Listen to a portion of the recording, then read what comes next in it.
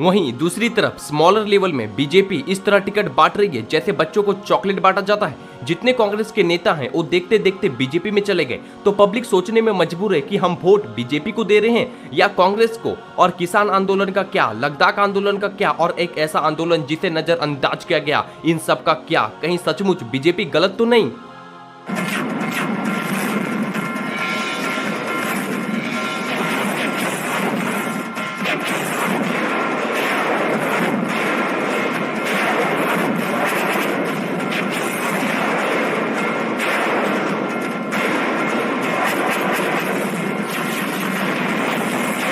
ये कांग्रेस का मैनिफेस्टो कह रहा है कि वो माताओं बहनों का सोने का हिसाब करेंगे, उसकी जड़ती करेंगे, जानकारी लेंगे और फिर उस संपत्ति को बांट देंगे। ये आपका मंगलसूत्र भी बचने नहीं देंगे।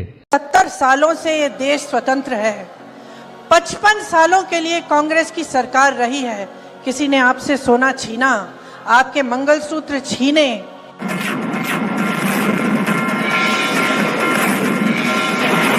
2024 लोकसभा इलेक्शन एक most important event for democratic country, तो वोट हर कोई करें, स्पेशली न्यू एज चिल्ड्रन। अगर अब तक आपने अपना वोटर आईडी कार्ड नहीं बनाया है तो ऑनलाइन अप्लाई कर दें, बहुत इजी प्रोसेस है। एक सिस्टमैटिक वीडियो देख ले, वीडियो का लिंक डिस्क्रिप्शन में दिया हुआ है।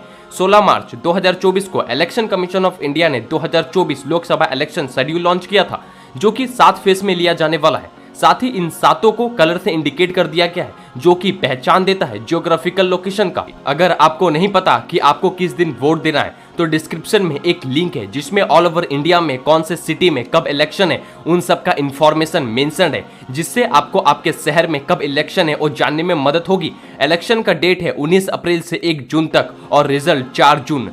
तो आखिर वोट किसे दे या फिर नोटा, मतलब किसी को नहीं। इस वीडियो को देखने के बाद आप आसानी से तय कर पाएंगे कि कौन देश के लिए सही है और कौन नहीं। टोटल 4 टॉपिक के ऊपर बात करेंगे। First, manifesto analysis. Second, history analysis during terror. Third, recent achievements and failure. Fourth, politician background. 2024 election में मेन 2 गठबंधन पार्टी जीत सकती है, एनडीए और इंडिया। इनडायरेक्टली बोलूं तो कांग्रेस और BJP. Manifesto is one type of prospectus, circular, notification, advertisement, simple language में one type of document issued by political parties for election to the public. BJP के manifesto का नाम है मोदी की गारंटी, वहीं कांग्रेस के मैनिफेस्टो का नाम है नया पत्र। तो चलिए देखते हैं हमारे नेता हमसे क्या वादा कर रहे हैं, वो भी शॉर्ट में। तो शुरू करते हैं कांग्रेस से। अगर कांग्रेस जीतती है तो वो ये सारे काम करेगी जो मैं अभी आपको बताने वाला हूँ। नंबर 1, हिस्सेदारी, न्याय, सामाजिक न्याय, मतलब बैकवर्ड क्लासेस पीपल को प्रमोट करेगी। नंबर 2, अल्पसंख्यक को इक्वल राइट्स देगी। नंबर 3, जो विधवा या विकलांग है उनको 1000 रुपया तक प्रति महीने पेंशन देने की वादा करती है। Number 4, health free of cost होगी गवर्नमेंट हॉस्पिटल में। नंबर 5, युवा न्याय, youth plan, one of the most important topic. बेरोजगार हटाएगी, मतलब रोजगार देगी। नंबर 6, एजुकेशन देगी, free of cost exam leaked के खिलाफ कड़े से कड़े कानून बनाएगी और उनके खिलाफ काम करेगी। नंबर 7, नारी न्याय, महालक्ष्मी योजना के तहत हर परिवार को सालाना 1 लाख रुपया देगी। नंबर 8, महिला सशक्तिकरण, वुमेन्स एम्पावरमेंट को बढ़ावा देगी। और किसान न्याय, मछली पालन, श्रमिक न्याय, कॉन्स्टिट्यूशनल फ्रीडम, मीडिया फ्रीडम, मतलब गोदी मीडिया को ईमानदार मीडिया बनना सिखाएगी। जुडिशरी को अपना काम अच्छे से करना सिखाएगी, मतलब अब लोगों के मरने के बाद उनका नंबर नहीं बल्कि अगले जन्म में उनका नंबर आएगा। करप्शन को हटाएगी और जिसने करप्शन किया है उसका वाट लगाएगी। 7 सिस्टर के ऊपर काम करेगी, ब्लैक मनी और टैक्स में सुधार करेगी, इंफ्रास्ट्रक्चर डेवलप करेगी और एक्सेट्रा। ये रहा इनका निवेदन पत्र।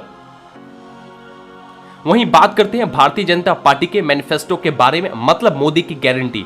ये रहा टॉपिक जो मोदी सरकार 2024 के बाद करेगी। गरीब परिवारों की सेवा, मध्यम वर्ग परिवारों का विश्वास, नारी शक्ति का सशक्तिकरण, विवाहों को अवसर, मतलब वही यूथ प्रमोट, वरिष्ठ नागरिकों को वरीयता, किसानों को सम्मान, मत्स्य पालक परिवारजनों की समृद्धि, श्रमिकों का सम्मान, एमएसएमई में ध्यान देगी। साथ ही one of the most important चीज, क्लाइमेट को प्रोटेक्ट करेगी, सबका साथ सबका विकास, स्वस्थ भारत और ऐसे कई मल्टीपल टॉपिक्स है जिसके ऊपर मोदी गवर्नमेंट काम करेगी अगर 2024 इलेक्शन में जीतती है। तो मैं आपसे निवेदन करूंगा कि आप दोनों का मैनिफेस्टो डिटेल में पढ़ लें। दोनों मैनिफेस्टो का लिंक इस वीडियो के डिस्क्रिप्शन में आपको मिल जाएगा। मैनिफेस्टो देख के दोनों पार्टी दूध की नहीं बल्कि अमृत की धुली लग रही है। अब आते हैं असल मुद्दे में, history analysis during the terror.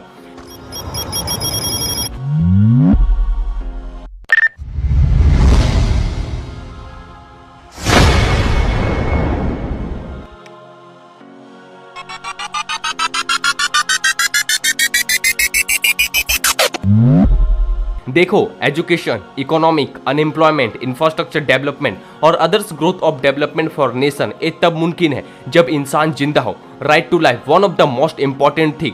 मैं भारत मुंबई का हूँ। 1993 से 2011 तक मुंबई ने 14 भयंकर टेरर अटैक सहे हैं, जिसमें 719 लोगों ने अपने जान गंवा दिया और 2393 लोग बुरी तरीके से घायल पाए गए।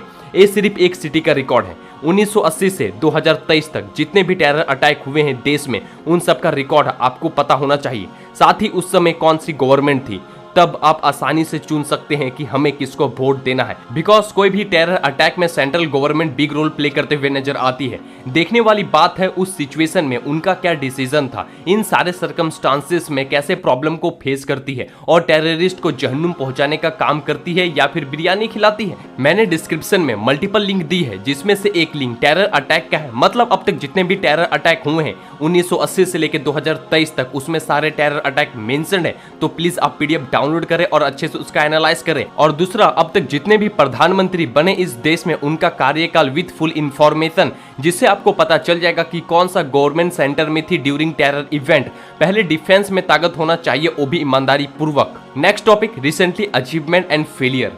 बीजेपी से शुरू करते हैं। अचीवमेंट्स पहले गिनाता हूं। Article 370, Ram Mandir dispute, science and space technology, digitalisation like UPI, but UPI में थोड़ा गड़बड़ है। 2024 में अगर आप 2000 के ऊपर से ज्यादा ट्रांजैक्शन करते हो तो 1 पॉइंट समथिंग कुछ इंटरेस्ट लगेगा। इंटरनेशनल रिलेशन, इंफ्रास्ट्रक्चर डेवलपमेंट, प्रधानमंत्री आवास योजना, टॉयलेट एक प्रेम कथा, बिजली हर घर and national income of country, मतलब जीडीपी इंक्रीज हुई है। वहीं फेलियर, इन्फ्लेशन, जो कि वाकई सोचने वाली बात है, महंगाई नॉर्मल लेवल से बढ़ गई है।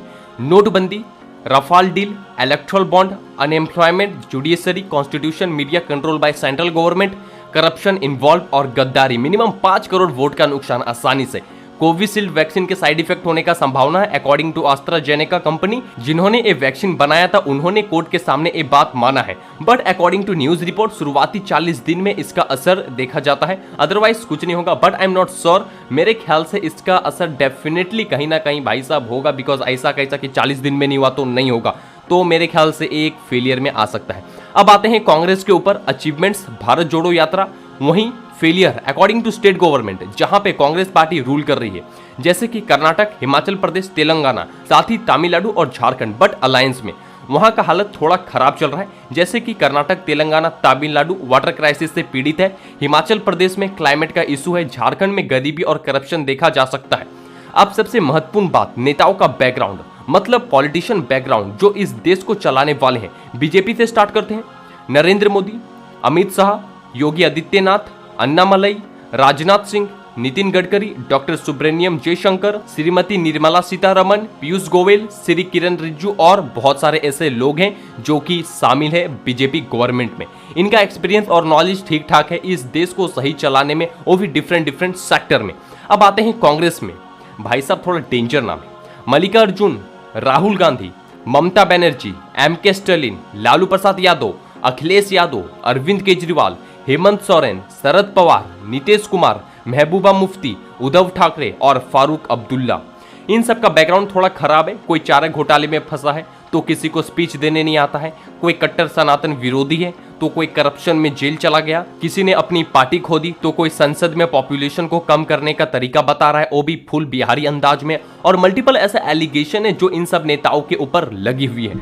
अगर मैं धर्म और जातिवाद को जोड़ दूं तो ये वीडियो 1 घंटे का बना दूं, बट हमें वोट सही पार्टी को देना है, वो भी अपनी बुद्धि से, ना कि धर्म और जातिवादों में बट के।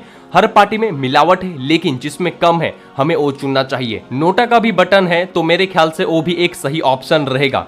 वहीं दूसरी तरफ स्मॉलर लेवल में बीजेपी इस तरह टिकट बांट रही है जैसे बच्चों को चॉकलेट बांटा जाता है। जितने कांग्रेस के नेता हैं वो देखते देखते बीजेपी में चले गए, तो पब्लिक सोचने में मजबूर है कि हम वोट बीजेपी को दे रहे हैं या कांग्रेस को। और किसान आंदोलन का क्या, लद्दाख आंदोलन का क्या, और एक ऐसा आंदोलन जिसे नजरअंदाज किया गया, इन सब का क्या? कहीं सचमुच बीजेपी गलत तो नहीं?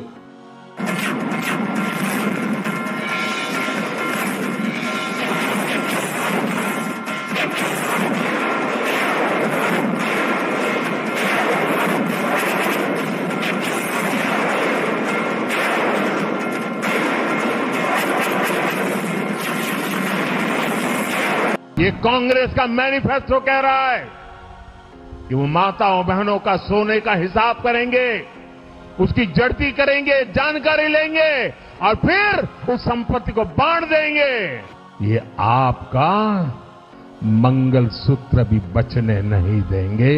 70 सालों से ये देश स्वतंत्र है। 55 सालों के लिए कांग्रेस की सरकार रही है। किसी ने आपसे सोना छीना, आपके मंगलसूत्र छीने।